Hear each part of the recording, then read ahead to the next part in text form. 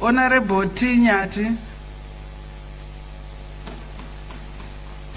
Thank you, Madam Speaker, for the opportunity to air my voice on Cape 3. Madam Speaker, I represent the people of Lobengula Magwegwe Constituency. The people of Lobengula Magwegwe Constituency, Madam Speaker, would want to air their concerns around Cape 3 as follows. Madam Speaker, they say they do not have a problem with Parliament electing a president. They do not have a problem. Their issue, however, Madam Speaker, is the manner in which this procedure will be carried out. They ask, Madam Speaker, if they will be guarantees that the president who will be elected by Parliament will be accountable, like what we see happening in South Africa, where the president comes and joins parliamentarians and faces questions. At the moment, Madam Speaker, from 2023, since I came to Parliament, I have never had an opportunity to ask anything directly to the president. We would want a situation where we are able to interact directly with the presidency on matters that affect the citizens. Madam Speaker, on the transferring of voters' roll to the Registrar General, they are worried, Madam Speaker, that this places electoral eligibility with the executive. It becomes so very difficult, Madam Speaker, for the Registrar General to do the registration and also conduct elections. While it is progressive that registration should be done by the registrar, but the running of the elections should be done by an independent body. It must not be done by the Registrar General. This is what they are saying. Madam Speaker, I don't want to repeat a lot of the issues that have been said, but I'll just be touching on the important points so that we don't waste a lot of time for other members that would want to debate. Madam Speaker, the issue of chiefs is very topical. Madam Speaker, it is not proper for our chiefs to be involved in politics. The reasons, ma'am, being if a chief has to compete, for example, with me, Tendayi Nyati, in an election, it erodes the chief's dignity. It erodes the office of the chief's dignity, because there are a lot of events and insults that are held during campaign period. This will place the chiefs in a very difficult position, Madam Speaker. So, according to them, the chiefs must maintain their roles, their leadership roles, their grievance and problem-solving roles within the communities, and leave politics to politicians, just like the judges do and other public office bearers.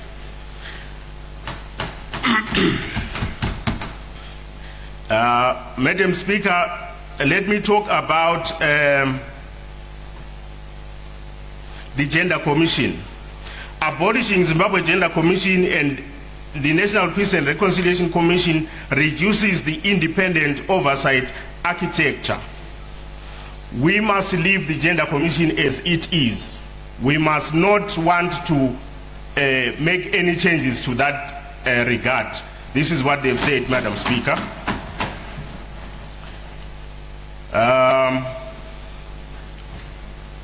Let me go to the other concerns that they raised, Madam Speaker. They've raised concerns, Madam Speaker, about what will happen with the projects which we think the Second Republic is set to achieve. Madam Speaker, they asked me a question which I could not answer. They said about a decade ago, Mutare-Plumtree Road was meant to be dualised. That road has not been dualised. It was just resurfaced. That is over 10 years now. They are asking, Madam Speaker, if there is going to be anything that is going to be done on that road within these two-year period extensions. They are asking, Madam Speaker, about the land degradation. Is there going to be a halt in the rampant mining that is happening in the country within these 2 years? Will these 2 years see beneficiation of minerals by Zimbabweans? Will these 2 years show a difference in the schools, particularly in Matabeleland and Bulawayo, where there are no roofs in some schools, where there are no benches, no desks in some schools? They are worried, Madam Speaker.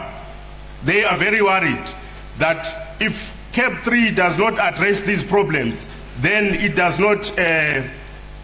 It is not worth supporting, because they want to see real change in the communities. They appreciate the works which have been done. They appreciate the efforts that has been done by His Excellency President Mnangagwa. But the bone of contention, Madam Speaker, is Matabeleland as a region is still crying, is still left out. If you go to Matabeleland North, Hwange is the oldest mine, over 120 years old, but there's nothing to show in Matabeleland North. There's nothing to show in Hwange about that. Madam Speaker, if you go to Matabeleland South, the only two items we can talk about is the lithium mine and the Beitbridge Border Post. The road from Beitbridge, Madam Speaker, to Bulawayo is pathetic.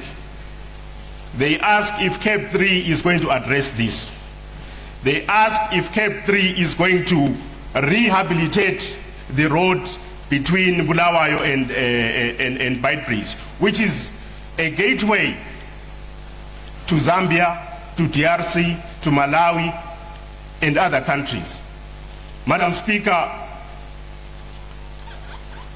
coming from Bulawayo, where we have problems with water, I'm sure the Minister of Justice will attest to this, because when we go for budgets, for the past 2 years we've been going to Bulawayo for our budget processes in November. There is a problem with water. Gwayi-Shangani Dam has been talked about for a long time. They want to know what is in it for them. What is in it for the people of Bulawayo as far as water reticulation is concerned? Will this see the completion of the Gwayi-Shangani Dam? Will this see the glass block dam being constructed? Or these 2 years will come and go without anything tangible being seen in Bulawayo? Let me talk about the industries in Bulawayo. Madam Speaker, they want to know what this government will do with regards resuscitating industries in Bulawayo. They want to know what this government will do in as far as capacitating entrepreneurs in Bulawayo is concerned. We see in other areas, Madam Speaker, government doing projects for the youths, doing projects for the ladies, the young ladies. Elsewhere, I won't mention the name, but we see them all over the show. Projects are happening elsewhere, but hardly anything is happening in Bulawayo. If you go to Bulawayo now, Madam Speaker, you will hardly see any construction in the CBD, let alone painting happening. People of Bulawayo want to know what is in it for CAP 3, in CAP 3. What is in it as far as rebuilding the country. Madam Speaker, the Minister of Justice spoke about the toxicity caused by elections. Madam Speaker, even if we go to 7 years, if fundamentals are not corrected, we will not solve the toxicity problem. Madam Speaker, I'll give you an example. If you go to South Africa, you will not see outside of an election ANC branded cars. If you go to Botswana, you will not see BDP branded cars. If you go to Namibia, go wherever you want to go. The toxicity is caused by failure to unite citizens after elections, Madam Speaker. I would want to implore the government to really consider mechanisms of coming out of election mode, because when we see these branded cars roaming around the streets, we wonder if they are going to campaign or where they are going. We want to have a country where after elections we are brought together and we forget about elections. So even if we go to 7 years, as long as we are seeing what is happening, still happening, nothing will change. So we want to ask the minister responsible to allow people to heal and come together after an election by removing anything related to party politics in government. Madam Speaker, in conclusion, I want to say the people really appreciate and realize that there has been great transformation from when President Mnangagwa took over until today. If you look, Madam Speaker, if you look at the projects that he has achieved under his watch, you will appreciate the work that he has done. But Madam Speaker, he has achieved all these within the 5-year term. He has achieved these good things within the 5 years that were allotted to him. So, Mr. Speaker, Madam Speaker, sorry, I'm not saying you look like a man, by the way. I'm sorry.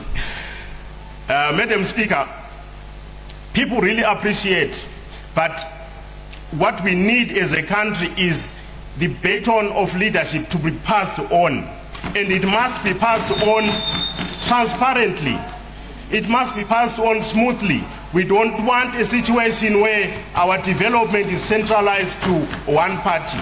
We want a situation where we sit like we did in the inclusive government. We sit around, we agree on what we want to do, and we move with what we want to do. Madam Speaker, when we did the 2013 Constitution, everyone felt involved. Everyone felt involved.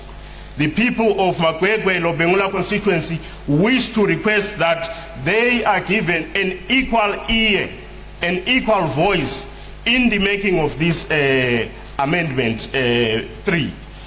Madam Speaker, I struggled with some gogos in the constituency. They were of the feeling that CAB 3 was GRAB 3. I said it's not GRAB 3, it's CAB 3. They say it is GRAB 3 because you want to grab 3 terms. I said no, that is not what it is. Madam Speaker, in conclusion, as I sit down, Madam Speaker, I want to say, let us do what is best for the country as Zimbabweans. Let us sit and come to a collective point where we both houses, left and right, agree what is good and what is best for the country. This country has got great potential. This country can grow 10 times what it is today. But we need people to work together. We need to stop the politics of division. Dividing people along political lines, along tribal lines, we need to stop that. Once we come together, we will work for the great prosperity of this country. I thank you.